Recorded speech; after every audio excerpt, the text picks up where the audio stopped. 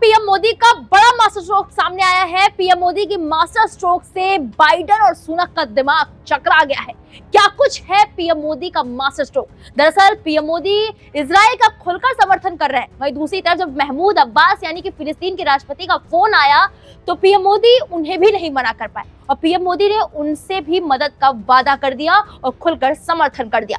अब इस पर सवाल उठने लगे कि आखिर पीएम मोदी इजराइल के साथ है या फिलिस्तीन के साथ। तो बता दें कि फिलिस्तीन के साथ यानी कि फिलिस्तीन के खिलाफ पीएम मोदी कभी नहीं थे। हमास के आतंकियों से नफरत है। भारत के लोग जो नफरत कर रहे हैं वो हमास के आतंकियों से कर रहे हैं, ना कि फिलिस्तीन से कर रहे हैं। लेकिन इजराइल, रही बात इजराइल के समर्थन की, तो क्या कुछ मामला है और आखिर बाइडेन और सुनक का दिमाग क्यों घूम गया, इस रिपोर्ट में देखिए।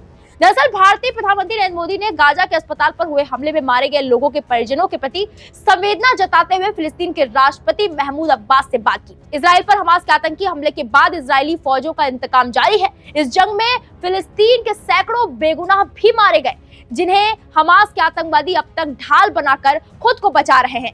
इस बार हमास ने दरिंदगी का जो चेहरा दिखाया, उसके बाद इजराइल अपने आप को रोकने से राजी नहीं है। ऐसे में मानवीय सहायता के नाम पर भारत ने बड़ा दिल दिखाते हुए फिलिस्तीन को मदद देने का भरोसा दिलाया।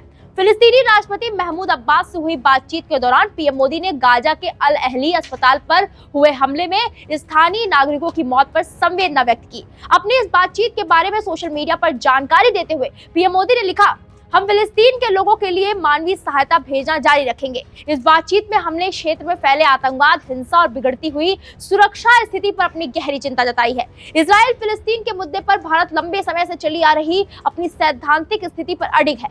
हम फिलिस्तीन को मानवीय सहायता देना जारी रखेंगे। आपको बताते चले कि गाजा के अस्पताल में बेगुनाह की मौतों पर दुनिया भर में आक्रोश दिख रहा है। हमास का कहना है कि अस्पताल को इजराइल ने निशाना बनाया। वहीं दूसरी ओर इजराइल ने इस हमले में अपना हाथ होने से इनकार कर दिया। अमेरिकी राष्ट्रपति बाइडेन कह चुके हैं, उन्हें लगता है कि हमला इजराइल को बदनाम करने के लिए हमास ने करवाया है, यानी कि हमास ने प्रोपेगेंडा फैलाने के लिए यह आरोप इजराइल पर मढ़ दिया है। लेकिन कहा जा रहा है, दावा किया जा रहा है कि हमास के आतंकियों ने यह हमला करवाया है और जिसे लेकर पीएम मोदी, जैसा कि आप जानते हैं कि तुर्की को भी पीएम मोदी ने मदद की थी। भारत हमेशा वसुधैव कुटुंबकम का भाव लेकर चलता है और अपने दुश्मनों की भी मदद करता है अगर वो मुसीबत में है। फिलहाल फिलिस्तीन से कोई दुश्मनी नहीं है, लेकिन भारत ने इजराइल का समर्थन किया। तो वहीं जब महमूद अब्बास, हमारे यहाँ माना जाता है भारत में कि अगर कोई आपके दरवाजे पर आए तो उसे खाली हाथ न लौटाया जाए, तो पीएम मोदी ने इसी बात का मान रखते हुए फिलिस्तीन को खाली हाथ नहीं लौटाया